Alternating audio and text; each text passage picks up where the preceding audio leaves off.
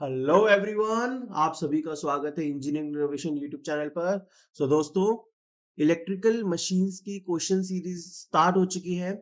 First lecture transformers का already upload हो चुका है, ठीक है। इससे पहले बेसिक इलेक्ट्रॉनिक सब्जेक्ट पूरा का पूरा कवर हो गया है। जो भी स्टूडेंट इस वीडियो को पहली बार देख रहे हैं, मेरे चैनल पर आप प्लेलिस्ट में जाइए और उसमें पूरी की पूरी प्लेलिस्ट बनी हुई है इलेक्ट्रिकल क्वेश्चन सीरीज की, जो कि अपकमिंग एसएससी 2024, एमपीपीजीसीएल, यूपीएमआरसी सभी एग्जाम्स में काम आएगी आपको, ठीक है। तो आपको उन लेक्चर्स को भी कवर करना है जो पीछे हो चुके हैं, और आज वाले लेक्चर को भी पूरा का पूरा देखना है। आज हम क्या करने वाले हैं, डीसी मशीन्स के क्वेश्चन करने वाले हैं। अब चूंकि आप जानते हैं कि डीसी मशीन्स में बहुत ज्यादा बड़ा टॉपिक है, डीसी मशीन मोटर भी है, जनरेटर भी है। तो हम क्या करेंगे, दो वीडियोस के अंदर इसके सारे क्वेश्चंस कवर करेंगे। आज फर्स्ट पार्ट है, फिर कल सेकंड पार्ट में आपको कवर कराऊंगा। आई होप आपको ये सीरीज पसंद आ रही हो, और अगर हाँ पसंद आ रही है तो आप इसका फीडबैक अपने कमेंट्स में बताइए, ये कमेंट्स में जरूर बताया करिए, और अपने दोस्तों को भी ये वीडियोस को शेयर करिए। मेरा नाम है दोस्तों Rishabh Agarwal. I am currently working in MES military engineering services as a junior engineer. I have also been selected in all of these exams, and I have a teaching experience of more than 7 years, and I have qualified GATE 5 times.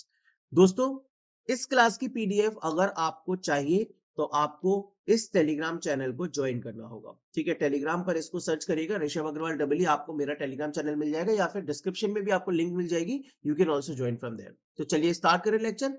Okay, तो देखिए ये है सबसे पहला question. आज DC machine के question है सारे के सारे, कल भी डीसी मशीन के रहेंगे। चलिए स्टार्ट कर दें। पहला क्वेश्चन कह रहा है डीसी जनरेटर प्रिंसिपल फॉलो, किसको फॉलो करता है। तो देखिए जो जनरेटर है डीसी का, वो फॉलो करता है फ्लेमिंग्स राइट हैंड रूल को, और जो डीसी मोटर है वो फॉलो करता है फ्लेमिंग्स लेफ्ट हैंड रूल को, ठीक है। तो जनरेटर फॉलो करता है राइट हैंड रूल को, ठीक है। अब देखिए left hand right hand rule क्या होता है, कुछ कुछ बच्चों को इसमें भी कंफ्यूजन है। इसका एक अच्छा सा क्वेश्चन भी बनता है, मैं कभी बाद में करवाऊंगा। देखिए ये जो थंब है ना, ये रिप्रेजेंट करता है लेफ्ट हैंड रूल में मोशन को या फोर्स को। जो ये वाली फिंगर है, फोर फिंगर कहते हैं इसे, ये फील्ड लाइंस को, मैग्नेटिक फील्ड को रिप्रेजेंट करती है, और जो मिडिल फिंगर है ये करंट को रिप्रेजेंट करती है, ठीक है। फिर राइट हैंड रूल में बात करेंगे तो थंब मतलब रहता तो वही सब है, जैसे ये फील्ड है, मैग्नेटिक फील्ड, ये ईएमएफ एंड करंट है ना, और ये मोशन या फोर्स है। तो लेफ्ट हैंड अगर याद हो गया तो राइट हैंड सेम ही होता है।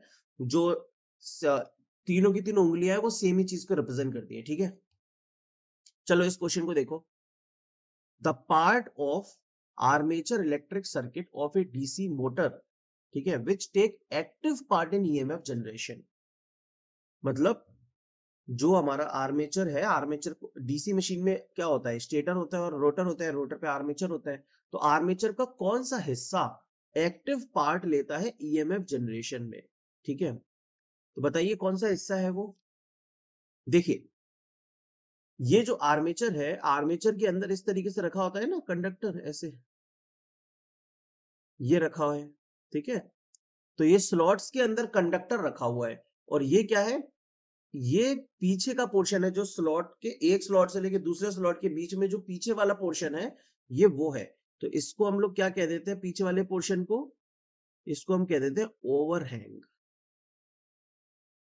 तो जो ईएमएफ जनरेट होगा वो किस पार्ट में होगा, वो जितना पार्ट स्लॉट के अंदर रखा हुआ है सिर्फ उसी में जनरेट होगा, ठीक है। जो पीछे की तरफ तार जा रहा है उसमें तो ईएमएफ जनरेट नहीं होगा। So basically active part in EMF generation कौन करता है, the coil lies inside the slots, ठीक है। जो ओवरहैंग पार्ट है उसके अंदर कोई भी ईएमएफ जनरेट नहीं होता है। अंडरस्टूड।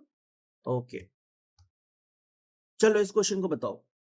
देखो काफी अच्छा क्वेश्चन है ये, अंग्रेजी में मतलब आपको कंफ्यूज कर सकता है इसकी अंग्रेजी। देखिए डैश में B variously defined as the periphery of the armature divided by the number of poles of the generator। पता नहीं, कुछ समझ में नहीं आया क्या पूछना चाह रहा है। That is the distance between two adjacent poles, बस इसी से क्लियर हो गया सब कुछ। क्या आंसर हो जाएगा, सिंपल सी बात है, पोल पिच हो जाएगा। दो बगल बगल एडजेसेंट पोल्स मतलब क्या हो गए, जैसे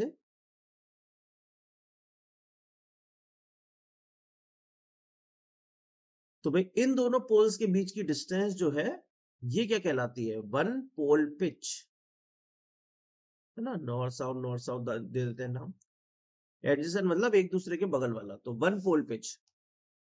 तो देखिए यहाँ पे पोल पिच क्या है, एक पोल से लेके दूसरे पोल के बीच का एंगुलर डिस्टेंस है, ठीक है, कितना एंगल बनेगा उनके बीच में। तो बेसिकली इसका फॉर्मूला भी होता है, देखिए ये वाला, one pole pitch equals to number of conductors upon number of poles. इसको लिखते हैं 180 इलेक्ट्रिकल डिग्रीज। कितना होता है ये, 180 इलेक्ट्रिकल डिग्री का डिफरेंस होता है एक पोल से लेके दूसरे पोल के बीच में, मतलब डिस्टेंस होता है बेसिकली, ठीक है। फिर यहाँ पे देखिए ये जो रीजन है केवल इतना सा, ये एक पोल की आर्क है, ठीक है, लेकिन ये पूरा का पूरा ये जो रीजन है ये हमारा पोल पिच है। तो जो पोल आर्क अपन पोल पिच का रेशियो होता है वो इतना होता है 0.7 से 0.9, ठीक है। और फिर ये वाला फॉर्मूला तो आप जानते ही होंगे, theta electrical p/2 theta mechanical होता है, क्लियर है। तो बेसिकली पोल पिच क्या है, दो पोल्स के बीच की डिस्टेंस। अब इस क्वेश्चन को करके बताइए, देखिए बहुत ही प्यारा क्वेश्चन है ये। अब 4 पोल का जनरेटर है हमारे पास, 16 कॉइल है, 2 लेयर वाइंडिंग है। अब साहब ये 2 लेयर वाइंडिंग का क्या मतलब है, आई होप आप जानते होंगे। 2 लेयर वाइंडिंग मतलब एक स्लॉट में 2 कंडक्टर, ठीक है। तो 16 कॉइल है, तो देखो 16 कॉइल मतलब कितने कंडक्टर हो गए, 16 कॉइल में 32 कंडक्टर हो गए, ठीक है। तो पोल पिच क्या होता है, number of conductors upon number of poles. तो 32 अपॉन 4 मतलब 8। समझ में आ गया। तो 32 upon 4 8 is the correct answer इस पोल पिच का, ठीक है। इस क्वेश्चन को बताइए अब, principle of dynamically induced EMF is utilized in. तो देखो दो तरीके की ईएमएफ हो जाते हैं, स्टैटिक ईएमएफ, ये किसमें चलता है सर, ट्रांसफार्मर में, क्योंकि कोई भी कंडक्टर रोटेटिंग नहीं है। फिर डायनेमिक ईएमएफ, ये किसमें लगता है, डायनेमिक मतलब जिसमें भी कंडक्टर रोटेट कर रहा है, तो वो तो है जनरेटर में, डीसी जनरेटर में कह लीजिए या फिर आपका सिंक्रोनस जनरेटर कह लीजिए। डायनेमिक ईएमएफ होता है क्योंकि उसमें कोई ना कोई पार्ट मूविंग है, ट्रांसफार्मर में कुछ मूविंग नहीं है, तो स्टैटिक ईएमएफ, ठीक है। तो इसका आंसर क्या हो जाएगा भाई, जनरेटर हो जाएगा, डी करेक्ट। अब ये क्वेश्चन देखिए, एक डीसी जनरेटर क्या कर रहा है, डिलीवर कर रहा है करंट को और टू अ लोड, लोड को डिलीवर कर रहा है इतने वोल्टेज पे बाय कंज्यूमिंग 4500 जूल पर सेकंड ऑफ मैकेनिकल एनर्जी, और एनर्जी भी कंज्यूम कर रहा है। तो देखो जनरेटर में इनपुट में मैकेनिकल होता है, आउटपुट में इलेक्ट्रिकल। तो इलेक्ट्रिकल का वोल्टेज, करंट और वोल्टेज दे रखा है, और इनपुट मैकेनिकल एनर्जी दे रखा है आपको, है ना, जूल पर सेकंड मतलब वॉट में ही दे रखा है, तो आसान हो जाएगा। एफिशिएंसी हो जाएगी पी इलेक्ट्रिकल अपन पी मैकेनिकल, आउटपुट पावर अपन इनपुट पावर इंटू 100%। तो 120 इंटू 30 अपॉन 45 से इंटू 100। यहाँ पे 0 0 0 0 कट गया, ठीक है। 3 से 15, 12 15 4 5 80% आ जाएगा ये, क्लियर। अब इस क्वेश्चन को बताइए, ये क्वेश्चन बड़ा ही फेमस क्वेश्चन है, सदियों सदियों युगों युगों से ये क्वेश्चन चलता हुआ आ रहा है भाई, कि डीसी मशीन में आर्मेचर के एमएमएफ का वेवफॉर्म का शेप क्या होता है। तो देखिए मैं आपको सारी वेवफॉर्म दिखाता हूँ, देखिए ये सारी की सारी वेवफॉर्म्स है, ठीक है ना। देखिए डीसी मशीन में एक तो स्टेटर पर फील्ड वाइंडिंग होती है, ठीक है, पोल के ऊपर फील्ड वाइंडिंग होती है, तो फील्ड फ्लक्स होगा। तो ये main flux density, main flux या फील्ड फ्लक्स भी कह देते हैं इसे, ठीक है। उसकी वेवफॉर्म है ये कैसी वेवफॉर्म है, ये ट्रेपेजॉइडल वेवफॉर्म है। तो मेन फ्लक्स की वेवफॉर्म है ट्रेपेजॉइडल या फ्लैट टॉप्ड भी कहते हैं भाई इसे। फिर आ जाइए नीचे, ये है आर्मेचर का एमएमएफ, इसकी वेवफॉर्म कैसी दिख रही है आपको, ऑब्वियस सी बात है ट्रायंगुलर।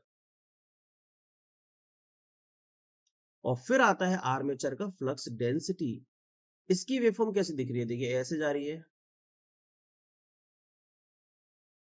फिर ये कुछ ऐसे ऐसे गई नीचे की तरफ, और फिर ये ऐसे गई वापस, ठीक है।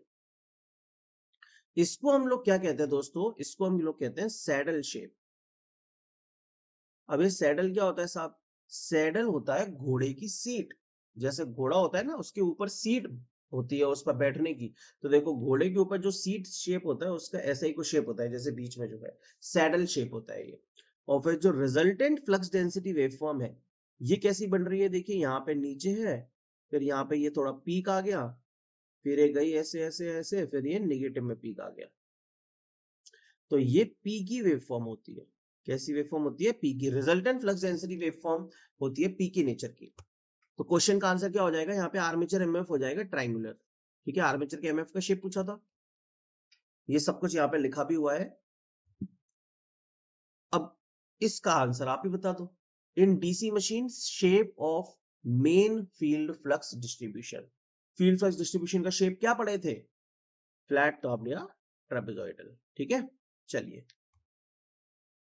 अब ये एक बहुत ही कंफ्यूज करने वाला क्वेश्चन है, इसको बहुत सारे बच्चे गलत करके आ जाते हैं। कम्यूटेटर का काम क्या है?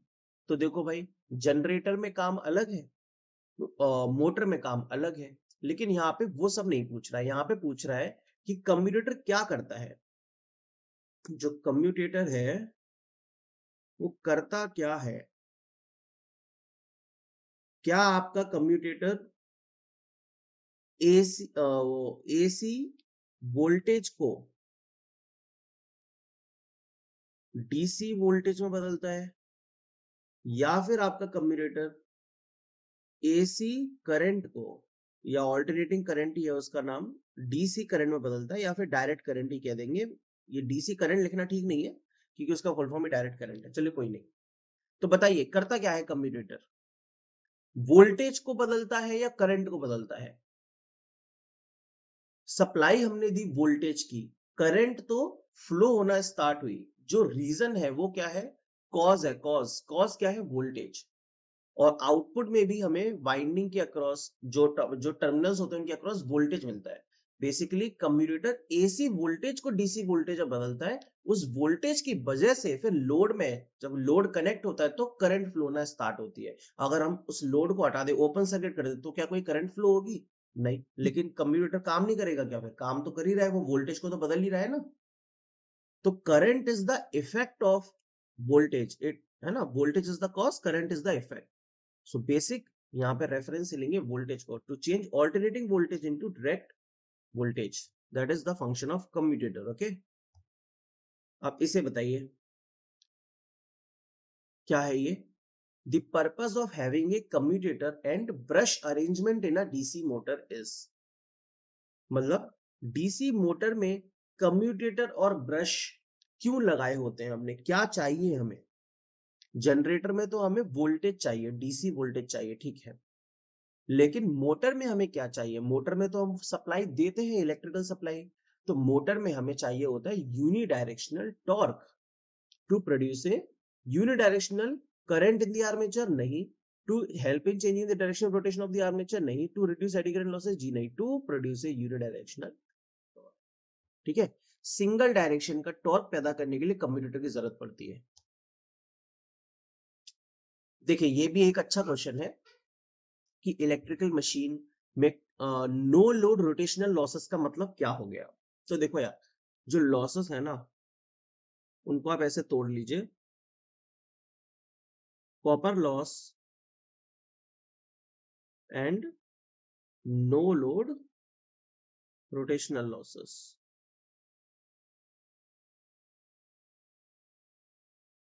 यहाँ पर नो लोड क्यों लिखा जा रहा है? क्योंकि अगर कोई भी लोड नहीं डालेंगे तो भी ये लॉसेस होंगे। और कॉपर लॉस तो जब ही होते हैं जब करंट फ्लो होती है, मतलब जब लोड अप्लाइड होता है। अब नो लोड रोटेशनल लॉसेस के अंदर दो तरीके के लॉस आते हैं, एक आता है कोर या आयरन लॉस, एंड दूसरा आता है मैकेनिकल लॉस। मैकेनिकल लॉस में क्या आता है? Friction loss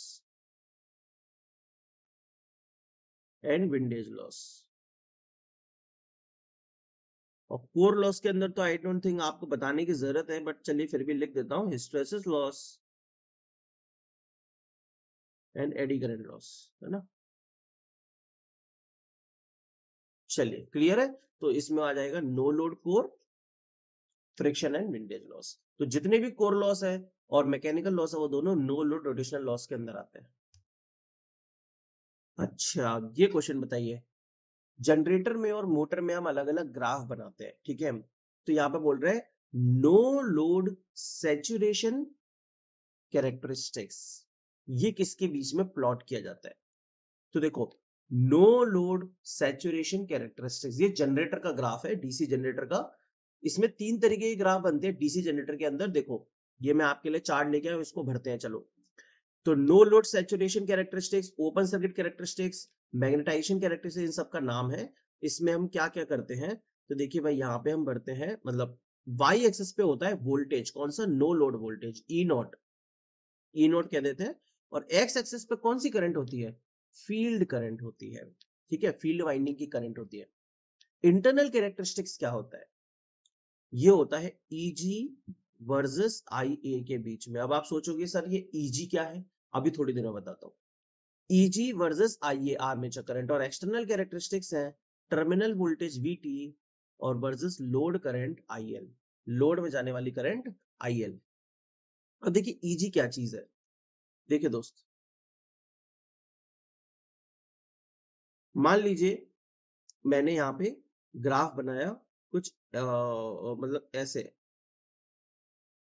no load characteristics बना रहा हूं मैं, चलो ठीक है, ई नॉट और आई एफ के बीच।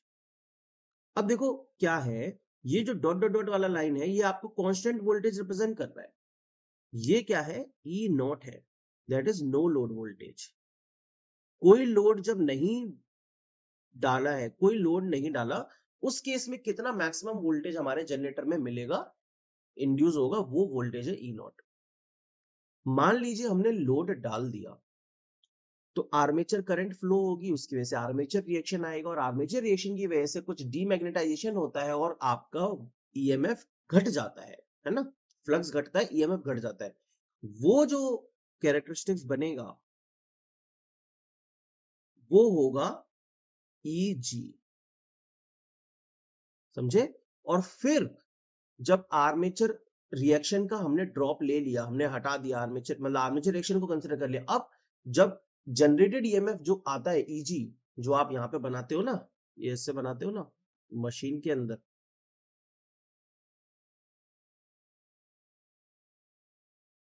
ये तो आपने पढ़ा ही होगा, है ना, ये सर्किट हम लोग बनाते हैं। तो बेसिकली यहाँ पर हम जो ईएमएफ लिखते हैं वो क्या लिखते हैं, ईजी लिखते हैं, ठीक है। इसको दूसरे कलर से लिख देता हूँ। यहाँ पर हम जो ईएमएफ लिखते हैं वो क्या लिखते हैं, ईजी प्लस माइनस। लेकिन यहाँ पे जो आर्मेचर रेजिस्टेंस होता है उसमें भी ड्रॉप होता है, तो अगर उसका भी ड्रॉप कंसिडर कर लिया जाए तो ग्राफ और नीचे आ जाता है। तो ये जो है ये IaRa ड्रॉप है, और फिर आता है टर्मिनल पर वोल्टेज VT। फिर क्या आ जाता है, टर्मिनल पर वोल्टेज VT आ जाता है बेसिकली। क्लियर है ना। तो अगर हम ग्राफ बनाना चाह रहे हैं तो नो लोड सैचुरेशन कैरेक्टरिस्टिक्स किस किस के बीच का ग्राफ है, सर ये तो नो लोड वोल्टेज और फील्ड करंट के बीच का ग्राफ है, इसका आंसर ए हो गया। फिर इंटरनल कैरेक्टरिस्टिक्स है ईजी वर्सेस आईए के बीच में, आर्मेचर रिएक्शन के बाद जो वोल्टेज बचता है वो ईजी है, और एक्सटर्नल कैरेक्टरिस्टिक्स है वीटी वर्सेस आईएल के बीच में, ठीक है। याद रखेंगे ये अच्छे से, क्लियर। ओके, आगे चलते हैं, चलिए इस क्वेश्चन को बताइए। ये क्वेश्चन काफी मतलब कौन सा डेटा वाला क्वेश्चन है, अगर याद है तो ठीक, नहीं है तो कर लो। Maximum allowable voltage between adjacent segments, किसके सेगमेंट है, कम्यूटेटर सेगमेंट्स है बेसिकली। तो देखो, कम्यूटेटर कुछ ऐसा दिखता है ना, ये रहे कम्यूटेटर के सेगमेंट्स, ये रहे डिफरेंट डिफरेंट। तो इन दो सेगमेंट्स के बीच में कितना मैक्सिमम वोल्टेज ये अलाउएबल है, तो वो है 30 टू 40 वोल्ट। 30 से 40 वोल्ट का वोल्टेज अलाउएबल है, आंसर हो जाएगा डी। किसके बने होते हैं ये, हार्ड ड्रॉन कॉपर के, हार्ड ड्रॉन कॉपर के बने होते हैं, ठीक है। और माइका का इंसुलेशन होता है, ये देखिए ये रहा, माइका का इंसुलेशन होता है बीच में। माइका की वो जो है थिकनेस वो कितनी होती है, 6 to 8 mm। कितनी होती है 6 से 8 mm। तो यहाँ पे दो डेटा बता दिया, 30 to 40 volt and 6 to 8 mm। लिख लेना कॉपी में।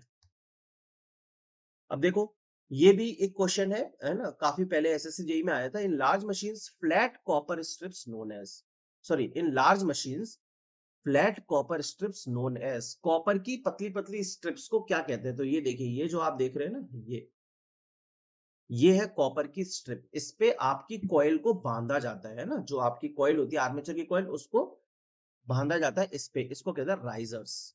आंसर हो जाएगा राइजर। इसे बताइए कौन से जनरेटर को हम बैटरी चार्ज करने के लिए यूज करते हैं? तो हम किसी ऐसे जनरेटर को यूज करेंगे जो कि कांस्टेंट रेट पे सप्लाई प्रोवाइड करता हो, और कांस्टेंट मतलब शंट।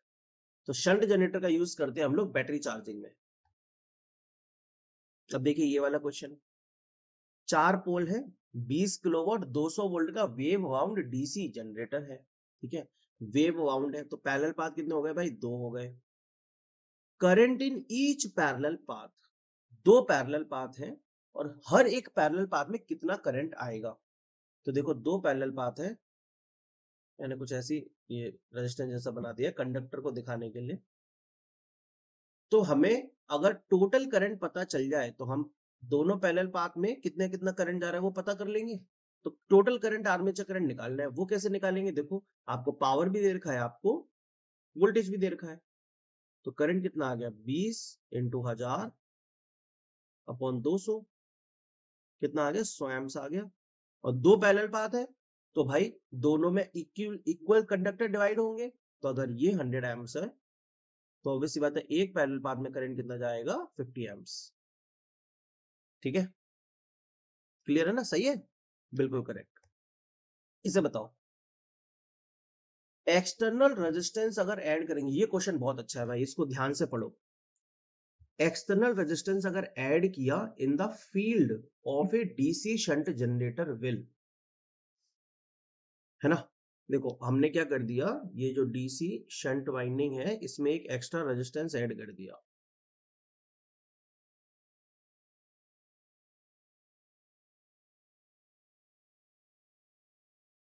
क्या होगा आप बताओ, आप बताओ। अगर एक रेजिस्टेंस एक्स्ट्रा ऐड कर देंगे तो क्या फर्क पड़ेगा? हम्म,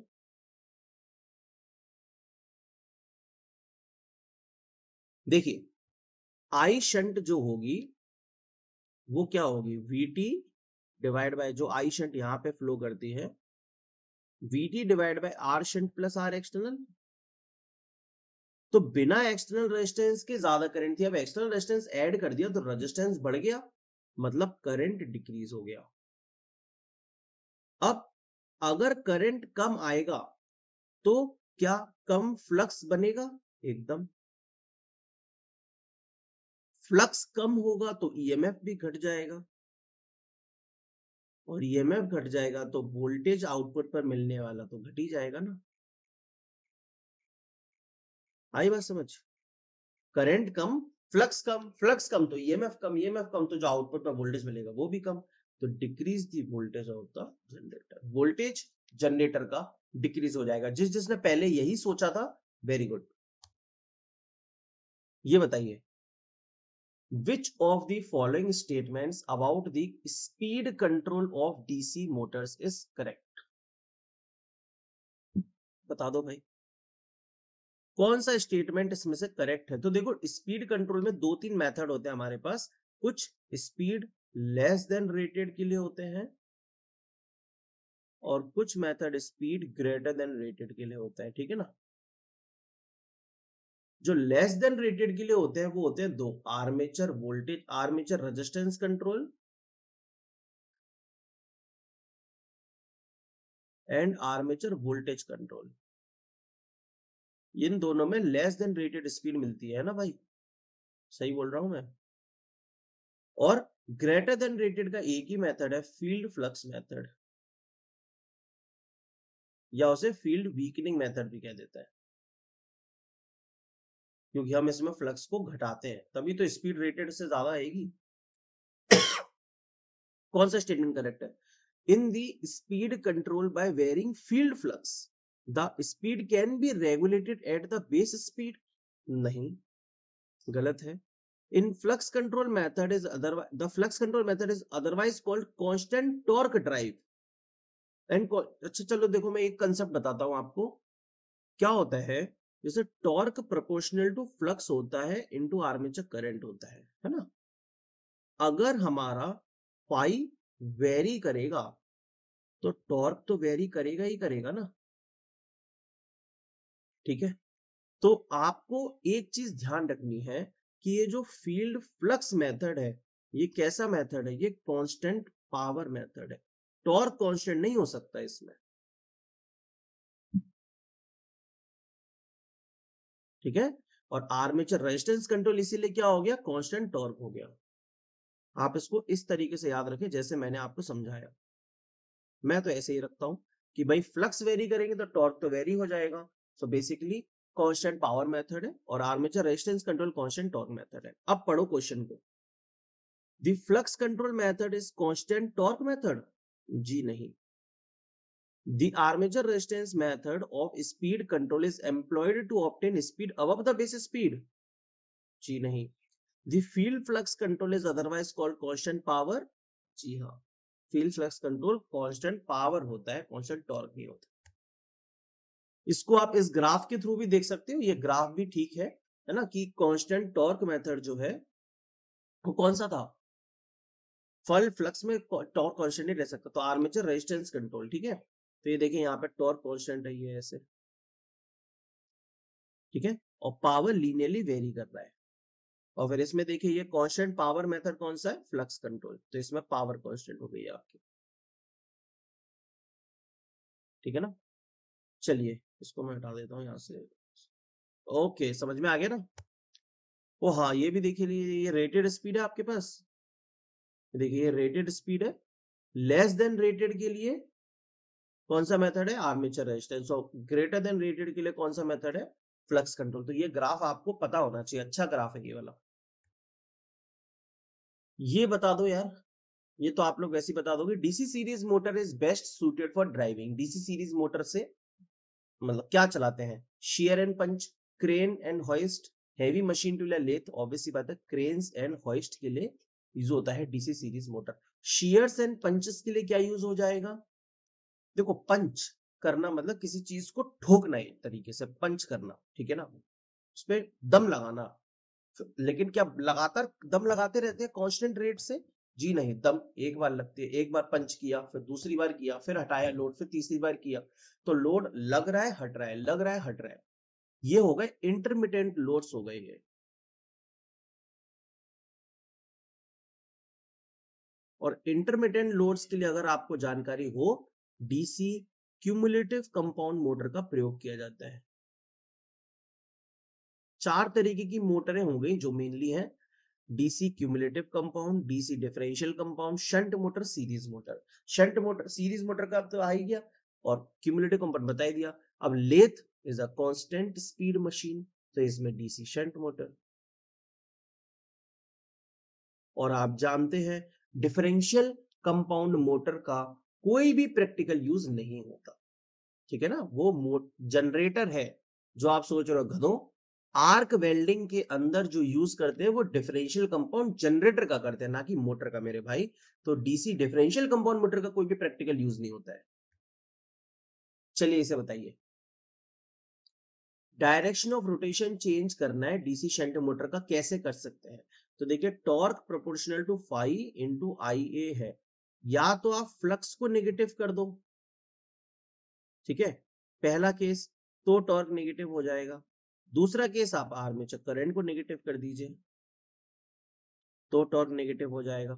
लेकिन तीसरा केस, अगर आपने फ्लक्स एंड आर्मेचर करंट दोनों ही नेगेटिव कर दिया तो टॉर्क क्या रहेगा, पॉजिटिव रहेगा। तो या तो आप फील्ड टर्मिनल्स को रिवर्स कर दो या आप आर्मेचर टर्मिनल्स को रिवर्स कर दो। लेकिन अगर आपने बोथ टर्मिनल्स को रिवर्स किया तो क्या रहेगा, टॉर्क तो आपका पॉजिटिव ही रहेगा। तो बेसिकली ये नहीं कर सकते ना। सो फर्स्ट ये इधर फील्ड और आर्मेचर टर्मिनल्स।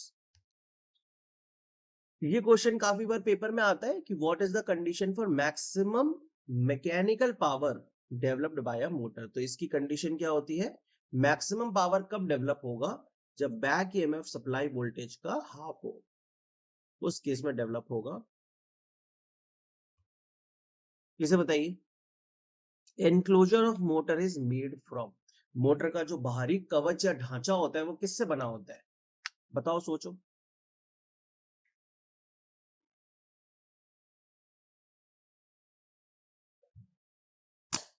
ऑब्वियस सी बात है, वाइंडिंग कॉपर की होती है, एल्यूमिनियम का कुछ नहीं होता है।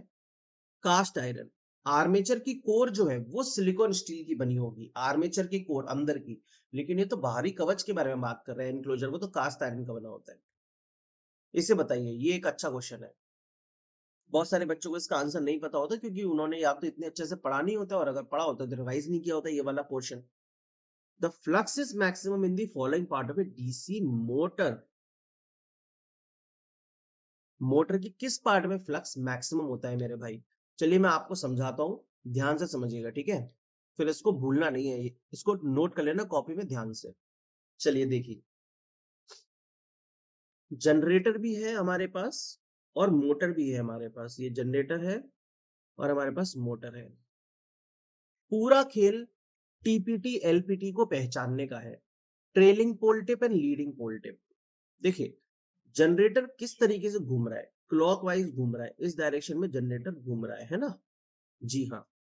तो जब इस पोल में एंटर किया, इधर इधर आएगा ना, तो ये इसके लिए लीडिंग पोल टिप हो जाएगा, क्योंकि जब ये ऐसे घूम रहा है तो सबसे पहले ये टकरा रहा है, जो सबसे पहले टकराएगा वो लीडिंग, और जिससे छोड़ के निकलेगा वो ट्रेलिंग, तो ये वाला ट्रेलिंग हो गया।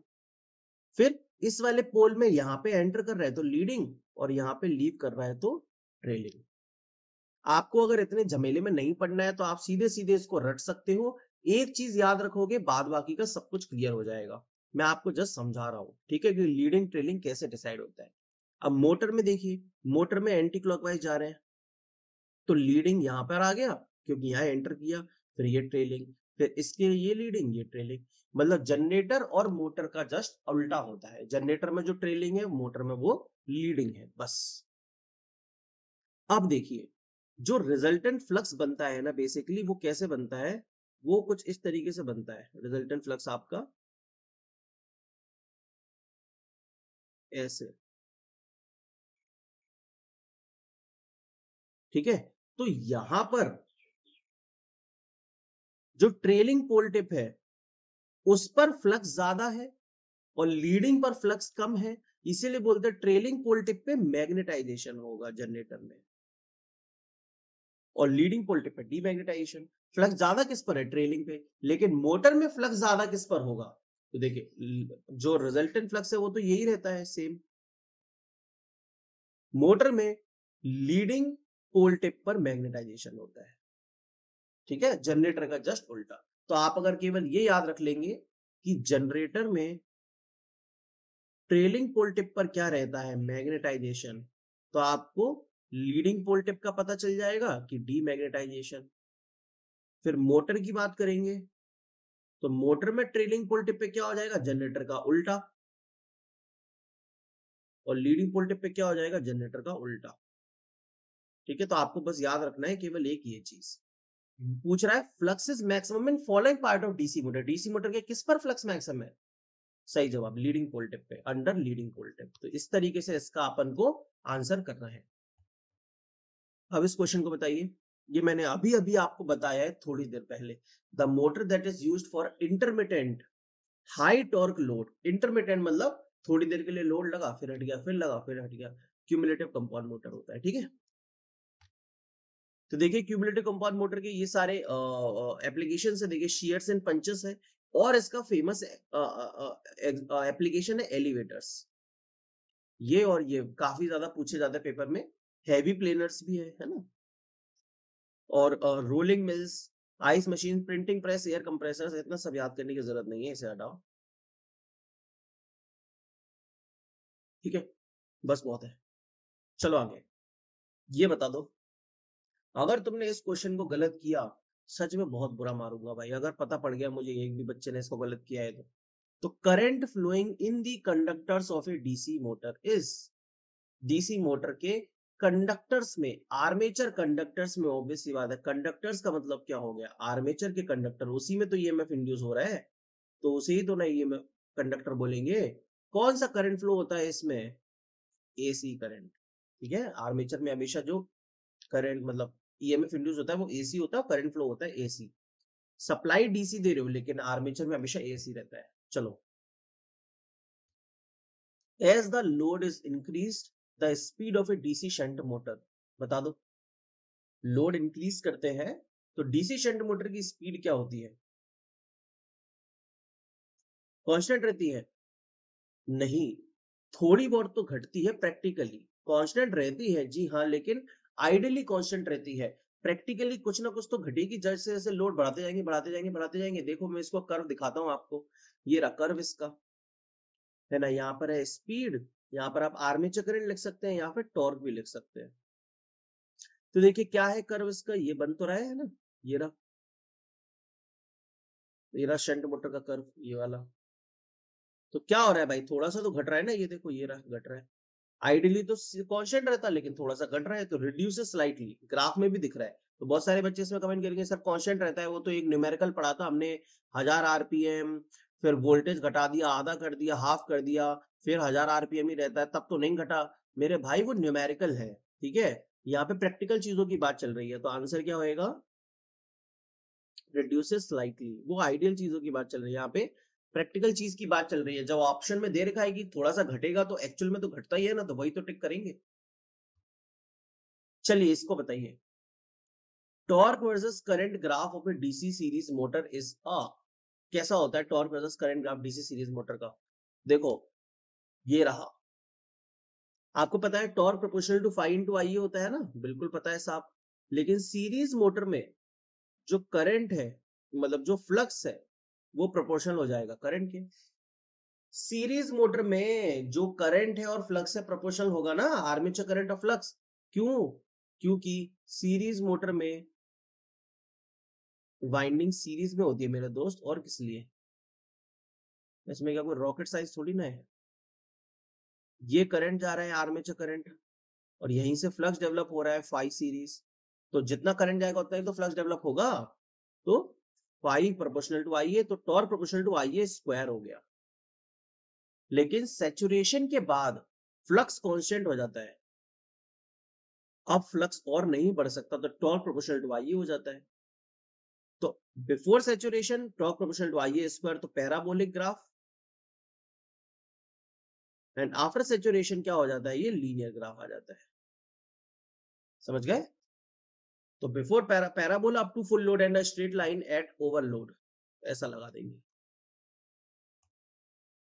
इस क्वेश्चन को बताओ, करो एक बार। 220 वोल्ट का शंट मोटर है ना, शंट मोटर है, DC shunt motor, develops a torque of 60 newton metre at an armature current of 10 ampere, torque developed when the armature current is 20 ampere. तो बहुत ही सिंपल क्वेश्चन है भाई। देखो शंट मोटर में आपको पता है फ्लक्स क्या रहेगा मेरे भाई, कांस्टेंट। सीरीज मोटर की खास बात क्या है, फ्लक्स प्रोपोर्शनल टू करंट होता है, लेकिन शंट मोटर में फ्लक्स क्या रहता है, कांस्टेंट। तो टॉर्क किसके प्रोपोर्शनल हो गया, करंट के। टॉर्क करंट के प्रोपोर्शनल हो गया, करंट कितनी हो रही है 10 एम्पियर से 20 एम्पियर, तो टॉर्क कितना हो जाएगा 120 न्यूटन मीटर, सिंपल। ठीक है, इसे बताइए। देखिए ये भी सिमिलर काइंड ऑफ क्वेश्चन ही है।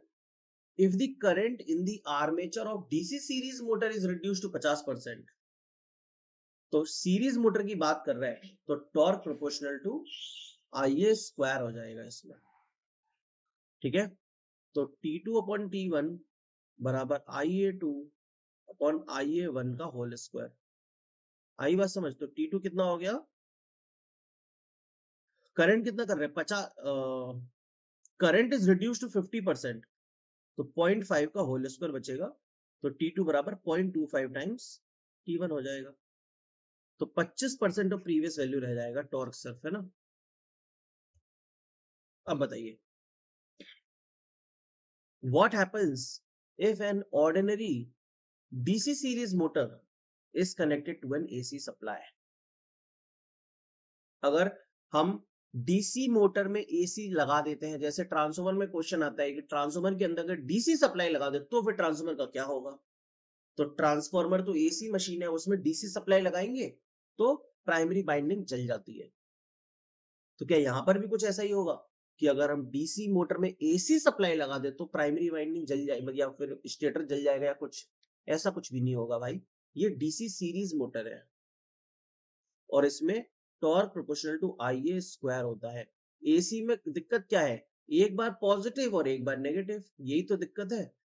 लेकिन torque proportional to minus IA का स्क्वायर करेगा तो वैल्यू तो IA स्क्वायर ही आएगी ना, मतलब वैल्यू तो टॉर्क की पॉजिटिव ही निकलेगी। तो टॉर्क तो पॉजिटिव ही लग रहा है। सो बेसिकली टॉर्क कैसा होगा, यूनिडायरेक्शनल होगा। अगर यहाँ पे शंट मोटर होती हाँ तो मैं आपकी बात मानता कि मशीन नहीं घूमती। क्यों? क्योंकि प्रोपोर्शनल टू IA रहता है, तो एक बार पॉजिटिव टॉर्क रहता एक बार नेगेटिव रहता तो टॉर्क नहीं आता, मतलब मतलब एक बार प्लस में एक बार माइनस में, मतलब एक बार क्लॉकवाइज एक बार anti clockwise half half cycle में, तो मशीन घूम ही नहीं पाती। लेकिन सीरीज मोटर में यूनिडायरेक्शनल टॉर्क बनेगा तो वो रोटेट करेगी। द मोटर इज नहीं, the it will rotate and exert unidirectional torque. इसमें लिखा है इट विल ऑसिलेट।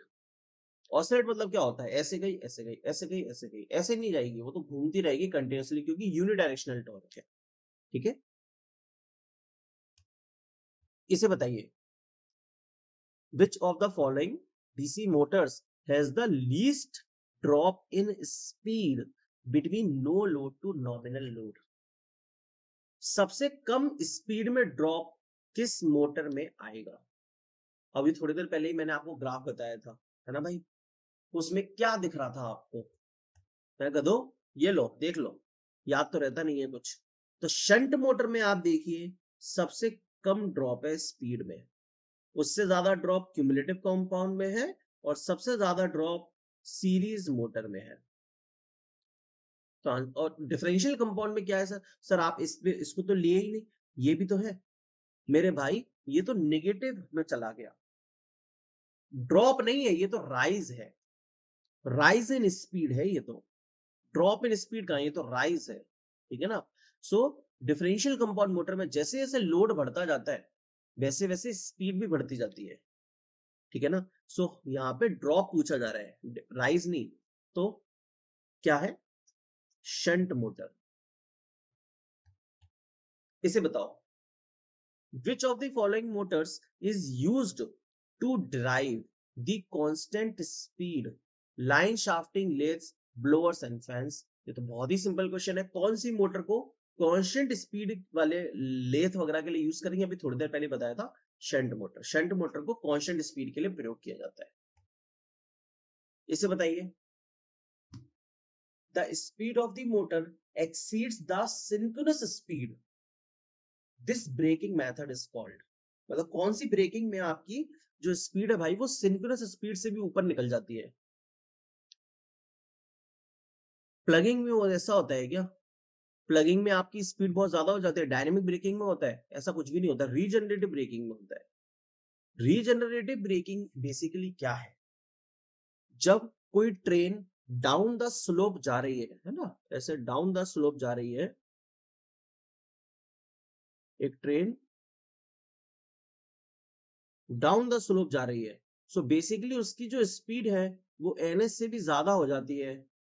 और इस केस में जो EMF है वो वोल्टेज से भी ज्यादा हो जाता है, सप्लाई वोल्टेज से। तो क्या होता है? Power is transferred back. जब आपका EMF सप्लाई वोल्टेज से भी ज्यादा हो गया तो करंट सप्लाई से आएगी नहीं, करंट सप्लाई में वापस जाएगी। Power is transferred back to supply means this is regenerative braking. ठीक है? ठीक है, रीजनरेटिव ब्रेकिंग। अब क्या हुआ, इससे करंट का डायरेक्शन चेंज हो गया ना। जब EMF सप्लाई वोल्टेज से ज्यादा हो गया, सब कुछ बताना ही पड़ रहा है तुम्हें, है गधो, ऐसे नहीं मानोगे तुम।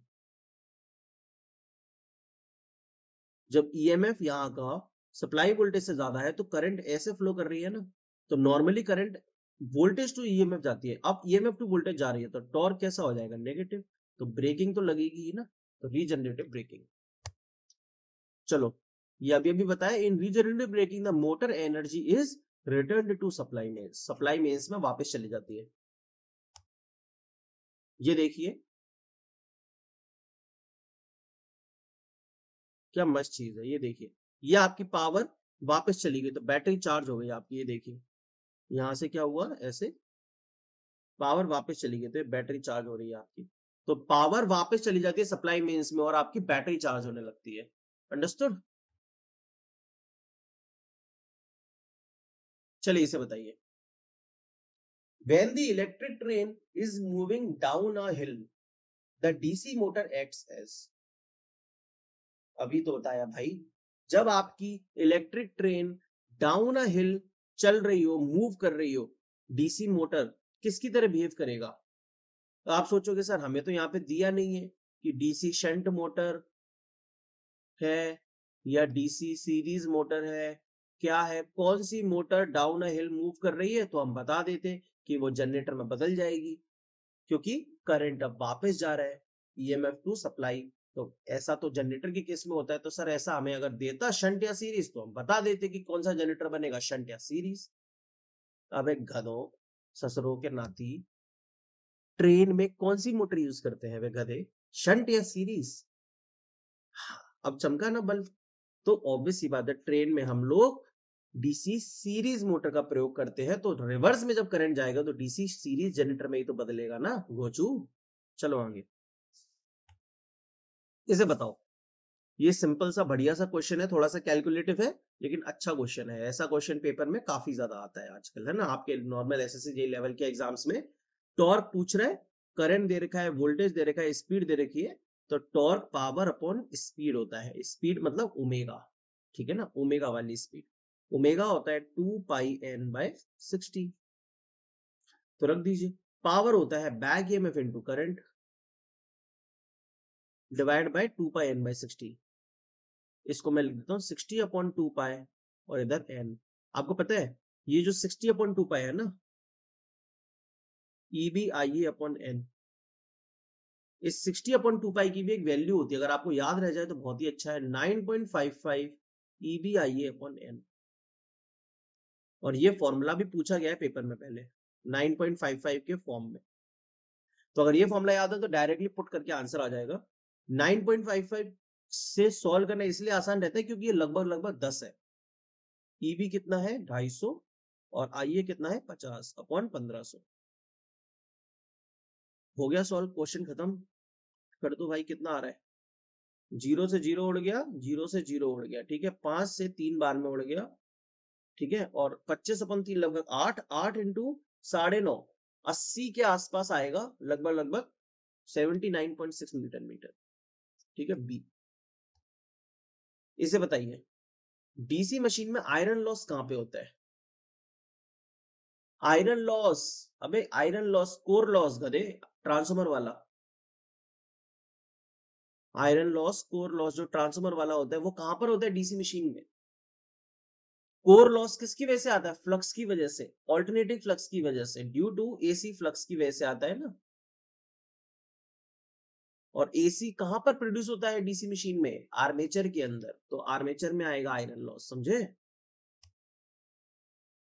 इस क्वेश्चन को बताओ। एक डीसी सीरीज जनरेटर है आपके पास, ठीक है ना। सीरीज जनरेटर की खास बात क्या होती है? सीरीज जनरेटर में देखो, बहुत ही अच्छा क्वेश्चन है ये वाला। ये नॉर्मली हर एक स्टूडेंट नहीं सॉल्व कर पाएगा क्योंकि उसको ग्राफ की इतनी अच्छी नॉलेज नहीं होती, बट आप लोग कर लोगे क्योंकि आप मेरे स्टूडेंट्स हो। क्या समझे? अब समझे हो कि नहीं बड़वा? तो देखो, EGVT ठीक है ना। अब क्या हो रहा है, जैसे जैसे लोड है यहाँ पे इंक्रीज होगा तो करंट और ड्रॉ करेगा। जब ज्यादा करंट ड्रॉ करेगा तो यहां से जो बनने वाला फ्लक्स है वो भी साथ साथ में इंक्रीज होता जाएगा, ठीक है। तो और ईएमएफ आएगा और टर्मिनल वोल्टेज आएगा। तो बेसिकली सीरीज जनरेटर की जो कैरेक्टरिस्टिक्स बनते हैं वो कुछ इस तरीके से बनते हैं, इसको ध्यान से देखिए, कुछ ऐसे है ना। ये राइजिंग कैरेक्टरिस्टिक्स बनता है ऐसा। जैसे जैसे हमारा लोड इंक्रीज होता जाएगा हमारा वोल्टेज भी इंक्रीज होता जाएगा। राइजिंग वोल्टेज कैरेक्टरिस्टिक्स बनता है सीरीज जनरेटर में। ये बात क्लियर है? जी हाँ। अब लेकिन क्वेश्चन क्या कह रहा है, क्वेश्चन यहां पे नहीं थक रहा है। In D series generator the terminal voltage will with increase in load will क्या होगा, डिक्रीज करेगा, ये तो वैसे ही गलत। Increase gradually, remains nearly constant, ये भी गलत। दो ऑप्शन बचे, increase gradually and then stay at rated voltage, या फिर increase to rated voltage and then में डिक्रीज। तो यही पता करना है इस ग्राफ से। तो क्या कर रहा है, पहले इंक्रीज कर रहा है रेटेड तक और उसके बाद डिक्रीज भी कर सकता है। अब साहब डिक्रीज क्यों करेगा? देखिए रेटेड तक क्या होगा, रेटेड वैल्यू तक आपका जो वोल्टेज है,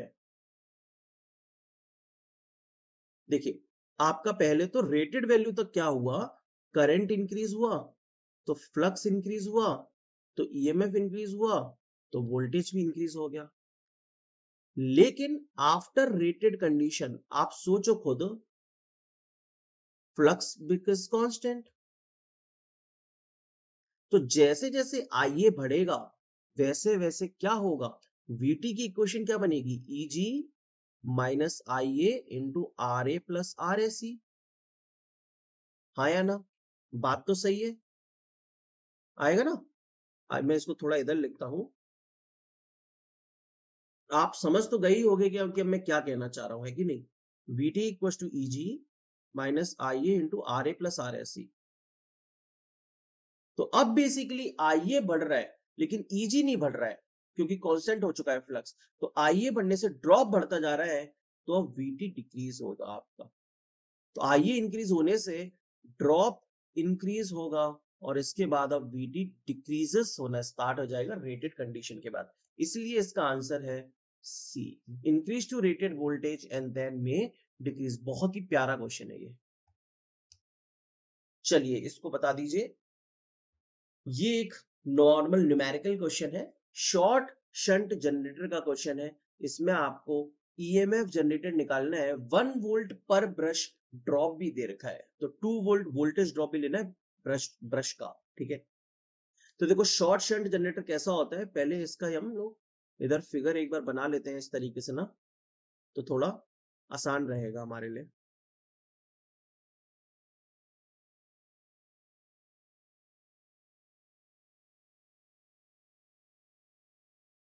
कर लोगे आप लोग इसको भी, मुझे मालूम है, बट फिर भी चलिए सॉल्व तो करना ही है।